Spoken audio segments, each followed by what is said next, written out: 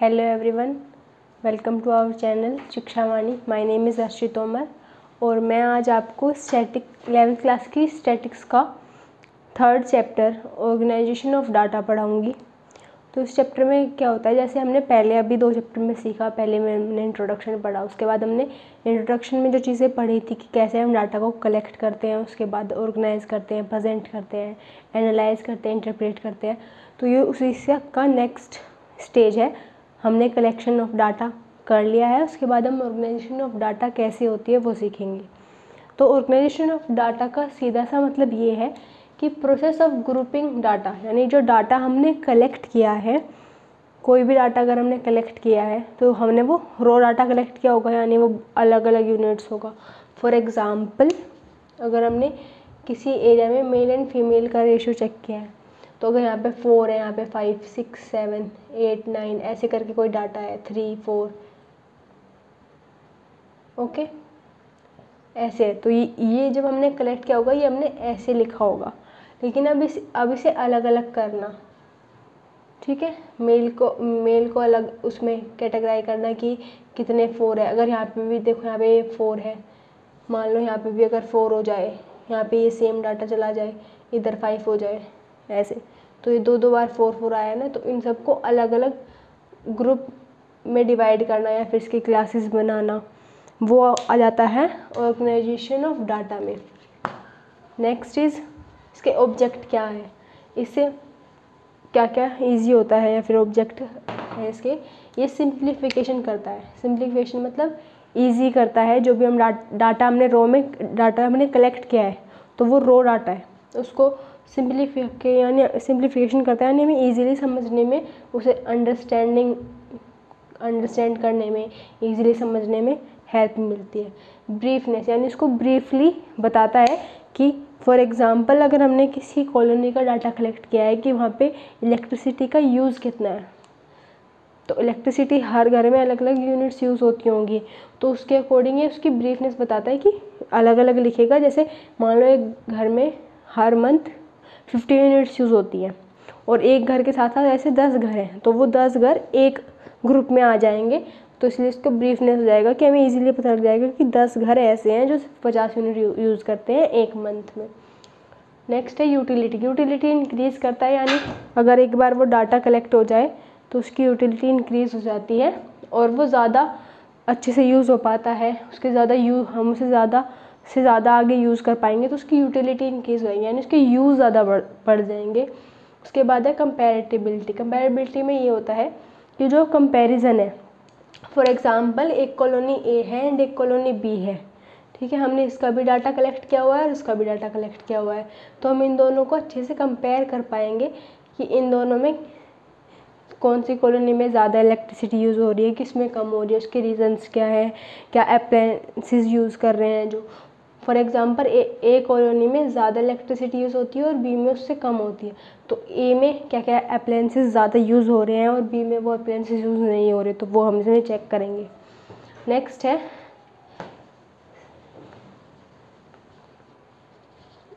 Arrangement. Arrangement में क्या होता है कि हम उसे अच्छे से अरेंज करते हैं, जो भी हमें डाटा मिलता है उसे इजीली अरेंज कर पाते हैं। फॉर एग्ज़ाम्पल अगर इलेक्ट्रिसिटी का है तो कोई 10 यूनिट यूज़ कर रहा है, कोई 50, कोई 60, कोई 70 ऐसे करके, फिर 80, 90, 100, 110 ऐसे करके यूज़ कर रहे हैं, ठीक है। फॉर एग्ज़ाम्पल फिर से 50 आ जाए, 60, तो हम ये रो में है, तो उसको अरेंज करने के लिए हम क्या करेंगे, अलग अलग लिखेंगे।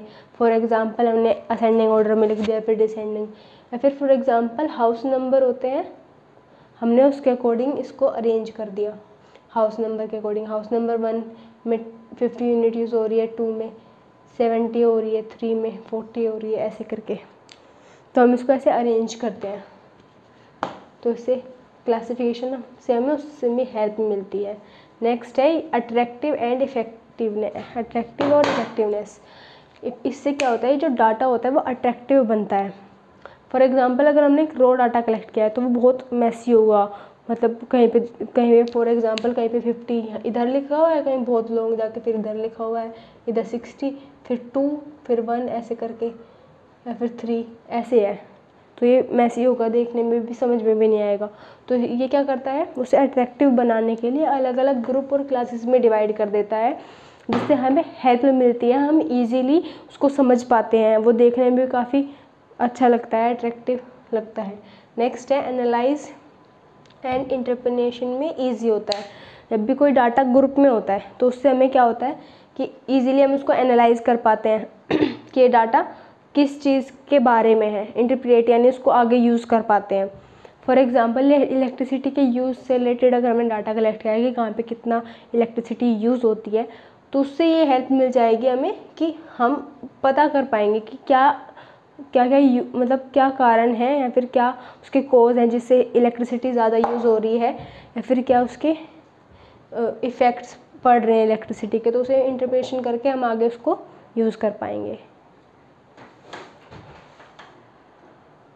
ओके, सो नेक्स्ट टॉपिक है स्टैटिकल डाटा। स्टैटिकल डाटा को हम कैसे उसके अलग अलग मतलब उसको ग्रुप में अलग अलग डिवाइड करें, उसके क्या क्या टाइप्स हैं जो अलग अलग ग्रुप बनाए हुए हैं स्टैटिक्स में यूज़ करने के लिए, तो उन्हें हम स्टैटिकल सीरीज़ बोलते हैं।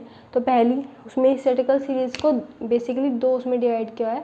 First is individual series and second is frequency series. Individual series में क्या होता है, इंडिविजुअल सीरीज़ को भी फर्दर दो उसमें डिवाइड किया हुआ है टाइप्स में। पहला आता है रो डाटा। रो डाटा में बेसिकली जो ओरिजिनल डाटा है वो कलेक्ट करना है। उसके बाद है इंडिविजुअल सीरीज़। इंडिविजुअल सीरीज़ में क्या होता है, इंडिविजुअल सीरीज़ में जो भी हम डाटा कलेक्ट करते हैं उसको हम या तो असेंडिंग ऑर्डर में या फिर डिसेंडिंग ऑर्डर में अरेंज करते हैं। ओके, नेक्स्ट है या फिर फॉर एग्जांपल सीरीज़ के अकॉर्डिंग, जैसे रोल नंबर सीरीज़ हो गई, हाउस नंबर सीरीज़ हो गई, इन सब के अकॉर्डिंग इसको अरेंज करते हैं। फॉर एग्ज़ाम्पल अगर कोई डाटा है किसी क्लास के मार्क्स हैं तो इधर हम लिख देंगे रोल नंबर मार्क्स, ठीक है। रोल नंबर 1 के 20 हैं, 2 के 18 हैं, 3 के 14 हैं, 4 के 17 हैं, ऐसे करके इसको हम आगे कंटिन्यू रखेंगे। तो ये आता है इंडिविजुअल सीरीज़ में। इसमें क्या होता है कि हम सिर्फ डाटा को या तो नॉर्मली रोल नंबर सीरीज़ या फिर इंडिविजुअल असेंडिंग ऑर्डर में, डिसेंडिंग ऑर्डर में ऐसे अरेंज करते हैं। तो इसीलिए इसमें कोई क्लास वगैरह नहीं होती, सिंपली डाटा जो हमें मिलता है उसको हम अरेंज कर देते हैं। लेकिन इंडिविजुअल सीरीज़ बहुत बड़े डाटा के लिए यूज़ नहीं हो सकती। For example male and female का रेशो है, या फिर किसी की वेट है एक कॉलोनी में 500 से ज़्यादा लोग हैं, उनका वेट हमें चेक करना है कि उनका वेट कितना है। वेट अगर हम वेट का डाटा कलेक्ट कर रहे हैं तो ये इसको अरेंज करना बहुत मुश्किल होगा, क्योंकि बहुत लोगों का सेम भी होगा, या फिर उनका हम नाम लिख के अलग अलग ऐसे 500 लोगों का डाटा कलेक्ट करने में बहुत ज़्यादा टाइम लग जाएगा। तो इंडिविजुअल सीरीज़ की ये डीमेरिट है कि हम उसे वहाँ पे यूज़ नहीं कर सकते जहाँ पे हम बहुत बड़े डाटा को यूज़ कर रहे हैं, तो ये वहाँ पे यूज़ नहीं हो सकता।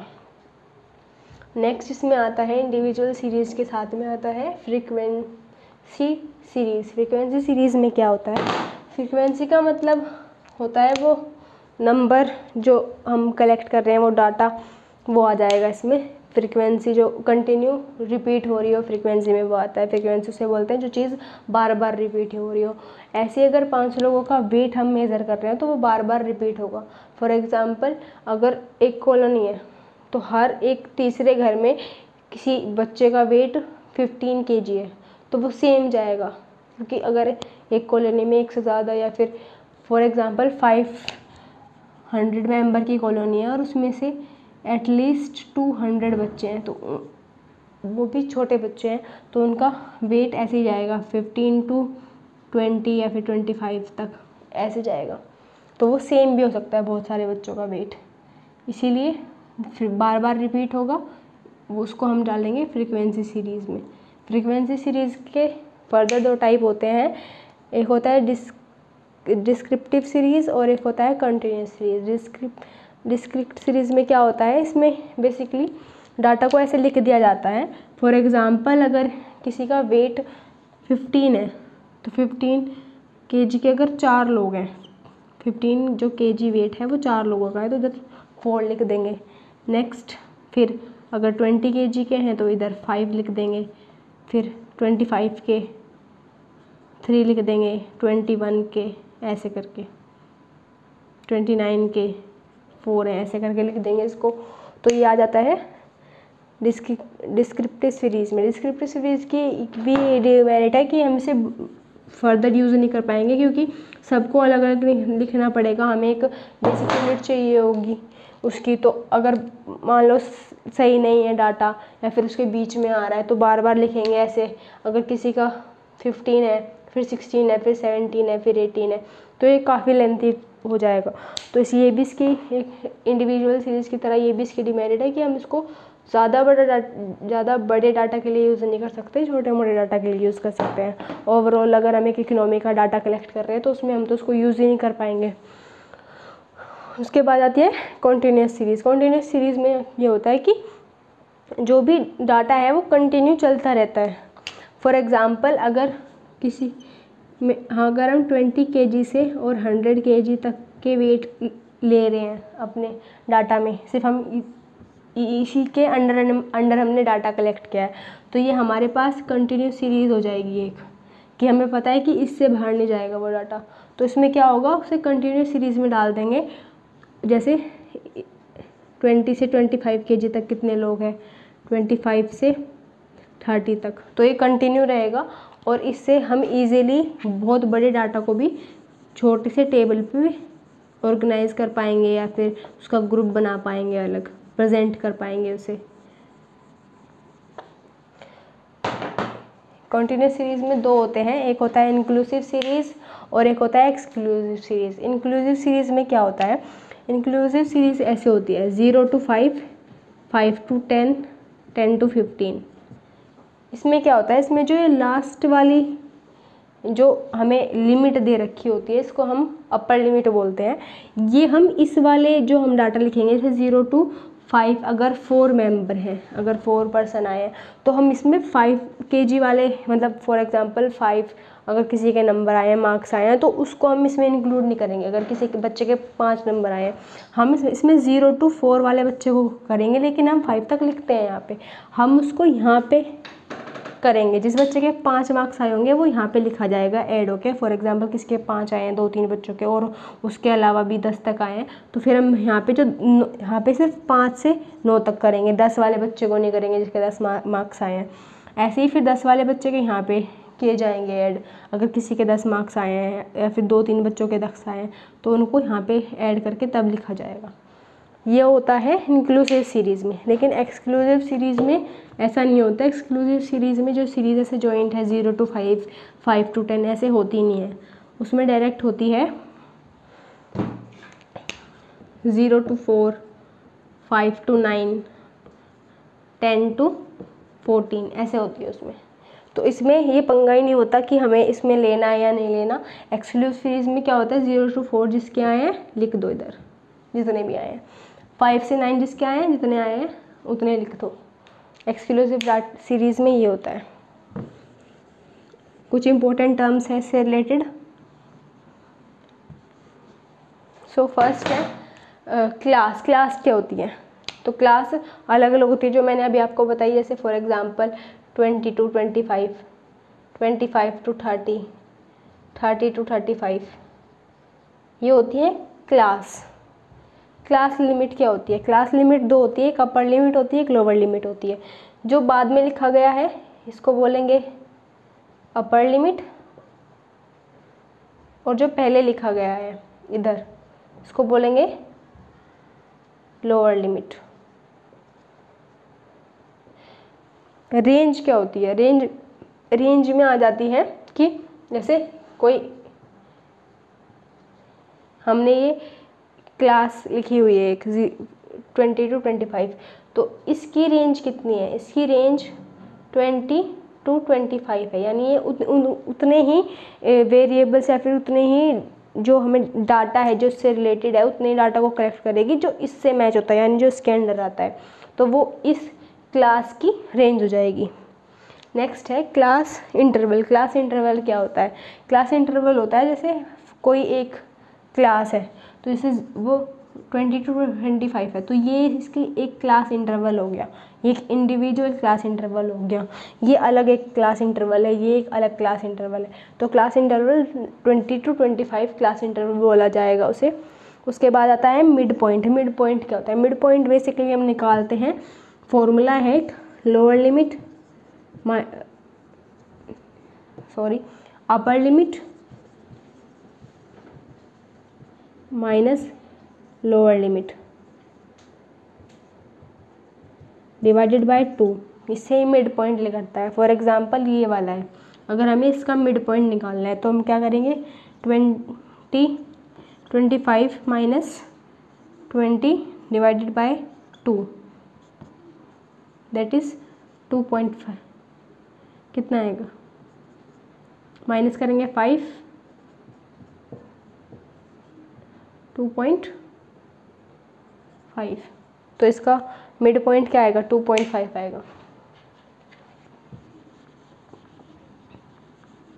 Next frequency. फ्रीक्वेंसी मैंने अभी बताया, जो बार बार रिपीट हो रहा, सेम कोई पर्टिकुलर नंबर जो बार बार रिपीट हो रहा वो आएगा फ्रीक्वेंसी में।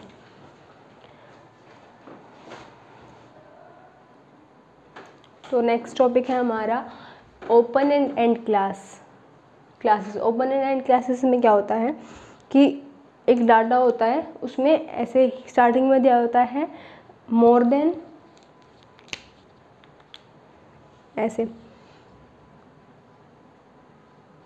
एक मिनट,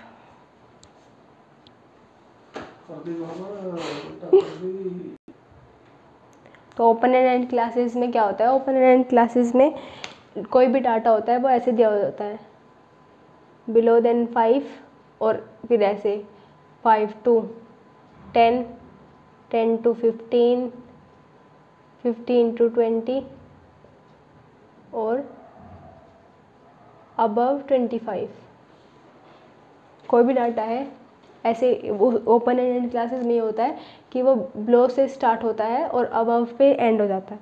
तो उसका जो स्टार्टिंग होता है वो कुछ गिवन नहीं होता कि कहाँ से स्टार्ट है, 0 से है, 2 से है, 1 से, बस उसमें बोल दिया जाता है कि जो बिलो देन 5 आएंगे वो इस वाली कैटेगरी में है, और जो अबव देन 25 से लेके अबव, फॉर एग्जांपल 30 तक मान सकते हैं हम कि 30 या फिर 29 तक है, तो हम उसको 29 तक एक ये वाली सीरीज क्लास तो नहीं बन सकती उसकी, जैसे यहाँ मैंने 15 to 25 बनाई है, 15 to 20, ओके, 20 to 25 और अबव 25,